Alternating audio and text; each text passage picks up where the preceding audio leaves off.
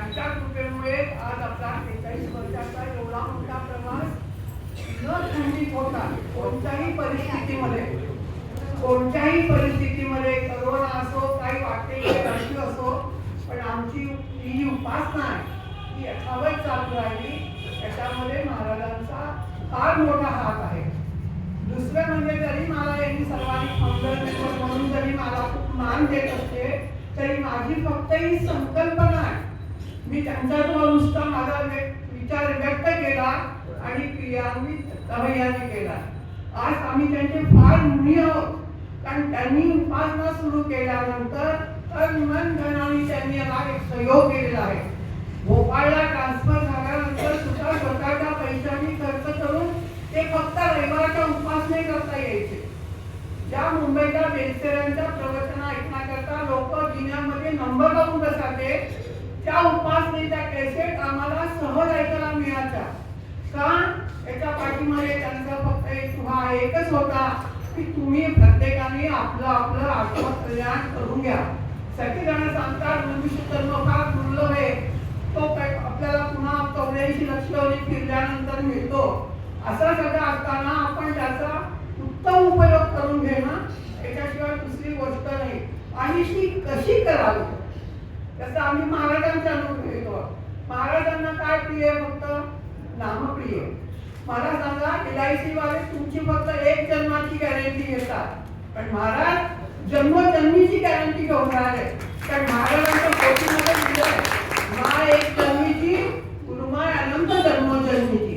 हे आम्हाला त्यांनी जर धरलंय तर आम्हाला मुक्कामाला नेल्याशिवाय ते आम्हाला सोडणार नाही याची आम्हाला खात्री आहे. आणि त्याकरता आमचं जीवन कसं घडावं म्हणूनच त्यांनी या उपासनेचा एक माध्यम तयार केलेलं आहे की त्यामुळे आम्ही सगळेजण एकत्र यावं, उपासना करावी. आणि महाराज अनंत कोटी ब्रह्मांड नायक, त्यांना काय अपेक्षा आहे आमच्याकडनं?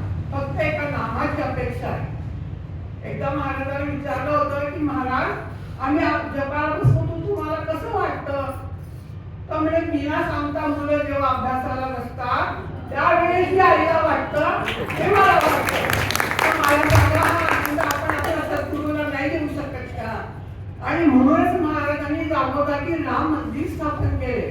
आपण भाग्यवान आहोत की महाराजांचं स्थापित राम मंदिर आज इंगोला आहे. काही असेही ठिकाण असतील उपासनेचे केंद्र की जिथे आणि कोणाच्या तरी घरी होत असेल, पण आज हा आम्हाला सुवर्ण लाभ मिळालेला आहे. तर त्यामुळे आपण याचा आनंद घ्यायलाच पाहिजे आणि आपण आपल्या जीवनाचं कल्याण करून घ्यायला पाहिजे. उपासना सुरू झाली, आपण सगळेजण एकत्र येतो, पण या उपासनेचा जर तुम्ही विचार केला की तुम्हाला काय लाभ होतोय, तर तुम्ही जर टाळलं तर लाभच लाभ आहे सगळा. तुम्ही सुरुवातीला मला सांगा एक मच्छर चावला तर मलेरिया होतो ना, त्याचा तुम्हाला 8-10 दिवस त्याचा त्रास होतो ना, तो मला सांगा आमचं एक लाभ आमचं कल्याण नाही करणार का? मला हे सांगा.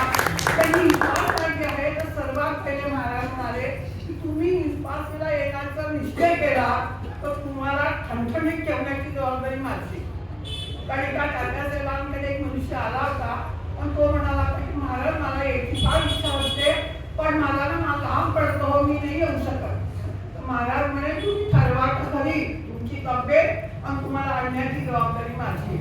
तर मला सांगा आपण जर दृढ निश्चय केला उपासनेला यायचा तर महाराज आम्हाला नाही सांभाळणार का? फक्त आमच्या निश्चयाची कुठेतरी कमी पडून जाते आणि आम्ही काय करतो की उपासनेच्या ऐवजी खावे दुसऱ्या गोष्टीला महत्व जास्त देऊन देतो. अरे ठीक आहे बघू आता एखादे, असं नाही करा उपास. पण महाराज तिथे आपली वाट पाहत असतात आणि एका जागी एका वेळेस एका स्थानावर उपासना जर आपण करत राहिलो त्याचं फळ निश्चितच जास्त आहे. कारण काय घरी उपासना करणं, मंदिरात उपासना करणं, गोठ्यात उपासना करणं, त्या तिन्ही मध्ये फरक आहे. कारण प्रत्येकाचं फळ जे आहे ते फार वेगळं वेगळं आहे. तर तुम्हाला जर जास्त लाभ पत्रात काढून घ्यायचा असेल तर आपल्याला नियमितपणे उपासना येणं फार जरुरी आहे. तर या उपासनेमुळे सर्वात पहिले जर पाहिलं तर सामूहिक उपासनेचं किती बळ आहे हे मागे तिथे नांदेडचे मुळे आले होते तेव्हा त्यांनी सांगितलं. कारण की उपासना सगळ्यांचा आत्मा त्यावेळेस एकच फोकस असतो आणि म्हणून ती जास्त फलित उपासना. दुसरी गोष्ट म्हणजे या उपासनेमध्ये आल्यानंतर आपल्याला आज काही लोक असे त्यांना विष्णू सहस्रनाम येत नसेल, रामहृदय येत नसेल, आज तुम्हाला ही प्राप्ती झाली, जे तुमच्या कल्याणाचा आहे, हा आमचा फायदा नाही आहे. किती मोठा फायदा झालेला आहे. तिसरी गोष्ट म्हणजे इथे मंदिराकडनं जे हे सगळे कार्यकर्ता लोक आहेत ते जे उपासनेला विविध कार्यक्रम करतात, यज्ञ करतात, चांगल्या चांगल्या लोकांना बोलवतात, त्यांचे प्रवचन ठेवतात, हा सगळा सुवर्ण लाभ आम्हाला नाही होत का? हा उपासनेचा आमचा फायदा नाही आहे का? तर असं हे उपासनेचं जे केंद्र सुरू झालेलं आहे, तर या उपासनेमध्ये सर्वांनी आपलं आत्मकल्याण करून घ्यावं. आणि मागच्या वेळेस अविनाश भैयांनी जे सांगितलं होतं की 9 वाजता उपासना सुरू होते, शक्यतोवर प्रत्येकाने 9ची वेळ पाळावी. त्याच्या पाठीमागची मी एक गोष्ट सांगते, एक प्रसंग सांगते की आम्ही दत्ताव्यांकडे एकदा जपाला बसलेलो होतो. त्या दिवशी त्यांना ऑफिसमधून यायला उशीर झाला. त्यांचा नियम होता, ऑफिसमधून आलं, बॅग ठेवली, कपडे बदलले की आधी महाराजांना साष्टांग नमस्कार करायचा, तिथे ठेवलेलं तीर्थ घ्यायचं आणि मग चहा करायचा. आम्ही जर उठलो तर म्हणायचं नाही नाही तुम्ही जप करताय ना, म्हणजे त्यांच्या दृष्टीने सुद्धा ते नाम घेणे इतकं महत्वाचं असावं की ते म्हणायचं नाही नाही वहिनी तुम्ही राहा, मी करतो चहा आणि आमच्या समोर कबूश आणून ठेवायचं. इतका निस्वार्थी, साधा, सरळ, सदिच्छा ठेवणारा व्यक्ती माझ्या आयुष्यात मी आतापर्यंत पाहिलेला नाही. आणि मी असं सांगू शकते की ते कुठेही जे असतील त्यांना हा उपासनेचा आनंद पाहून मनापासून त्यांना सुद्धा खूप आनंदच होत असेल की मी लावलेलं हे झाड आता वटवृक्षाच्या व्हायला लागलेलं आहे. तर म्हणून मला हेच म्हणणं आहे की या उपासनेचा आपण तेवढं महत्व समजून घ्या. आता सांगताच राहिलं तर त्यावेळेस त्यांनी काय केलं की ते आले किंवा प्रवचन वाचायचे चहा घेतल्यानंतर आणि मग दिवशी त्यांनी जपाला सुरुवात केली. मी त्यांना विचारलं म्हटलं तर तुम्ही आधी प्रवचन का वाचलं? तर म्हणे वहिनी आपण जेव्हा बाहेर जातो ना तेव्हा बाहेरच्या जगात खूप वेगळी माणसं आपल्या संपर्कात येतात आणि त्या संपर्कात आलेल्या माणसांचं कुठेतरी आपल्या मनावर त्याचं कुठेतरी ओळखता आलेलं असतं. त्याचं उत्तर या प्रवचनात मिळतं आणि मन स्थिर होतं. खरं म्हणजे ते स्थिर झालेलेच होते, पण तो एक आमच्याकडे दाखला होता की मन स्थिर होतं. आणि म्हणून तसंच त्यांनी जे अविनाश भैयांनी सांगितलं की आपण 9 वाजताची रामाची प्रार्थना करतो, महाराजांची प्रार्थना करतो, त्यामुळे आमचं मन एकाग्र व्हायला तयार होतं, मन एकाग्र होतं, आमचं नामामध्ये मन लागतं. कारण इथे येणारी जी आहे ती शक्ती ती मनाची शक्ती आहे आणि मन म्हणजे भगवंत आहे आणि नाम म्हणजे ईश्वर आहे. तर आम्हाला ईश्वर कृपेने हे साधन मिळालेलं आहे, उपासना मिळालेली आहे. सगळेजण आता आपले आपले अनुभव सांगतीलच आहे. प्रत्येकाला असा एकही व्यक्ती असेल इथे येणारा की आज त्याला इथे काहीही मिळालेलं नाही. मिळालंय पत्रात भरपूर पडलेलंच आहे. तर त्यामुळे सगळेजण सांगतीलच आहे. पण माझी सुद्धा ही कळकळाची विनंती, इंदोरला आपले महाराष्ट्रीय उपासना केंद्र महाराष्ट्राची स्थानं मोजून असतील, तर आपल्याला मराठी स्थान आहे इथे आपल्या ब्राह्मणांकरता उपलब्ध करून दिलेले, आपण सगळे येऊ शकतो. तर मला सांगा, माझी मनापासून ही विनंती सगळ्यांना कळकळीची की या उपासनेमध्ये सर्वांनी नियमितपणे यावं. जीवनातली कामं तर होतच राहतात. आता मला सांगा, आमच्या मुली मी लग्नाच्या आधीपासून नोकरी करायची, मुली लहान लहान होता, कोणीना टाकून आम्ही जायचो, नको जाऊ कोणी रडायचा, तरी आम्ही नोकरीवर जात होतो. मग मी हाच मला विचार केला की तू काय करता जर 9 वाजता जाऊ शकते, उपासनेला 9 वाजता मी जाऊ शकत. आणि हे समजूनच म्हणून मी महाराजांना एक प्रार्थना केली की महाराज, तुम्ही गेलेली ही जी उपासना ही आमच्याकडे कधी खाली करू देऊ नका, आमचा नाका होऊ देऊ नका. आणि त्याप्रमाणेच महाराज आज करत आले आणि हीच प्रार्थना महाराजांना की महाराज आमच्याकडे अशी सतत तुम्ही सेवा करून घ्या, आमच्याकडे चांगली चांगली कामं करून घ्या, आमच्या उपासनेची उत्तरोत्तर प्रगती होऊ द्या.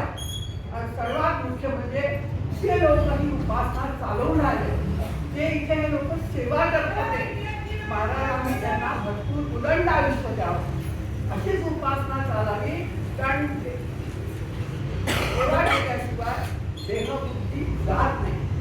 आणि त्यामुळे माझं मनापासून रामाला आणि महाराजांना हीच प्रार्थना आहे की त्यांना स्वस्थ ठेवावं आणि मंदिरामध्ये असा दिवसेंदिवस उत्कर्ष व्हावा ही मागणी. मी आता गोंधळाला गेल्यानंतर बरेच वर्षापासून म्हणजे एक ओळ वाचून दाखवते, थोडी बोलून माझं बोलणं सांगतो. धाकट्या राम मंदिरामध्ये एक बेलसिरांच्या लिहिलेला आडग्या आहे. त्याच्यामधल्या बऱ्याच मोठ्या येते, पण शेवटच्या 2 ओळी फार महत्वाच्या त्या वाचून दाखवून माझं बोलणं.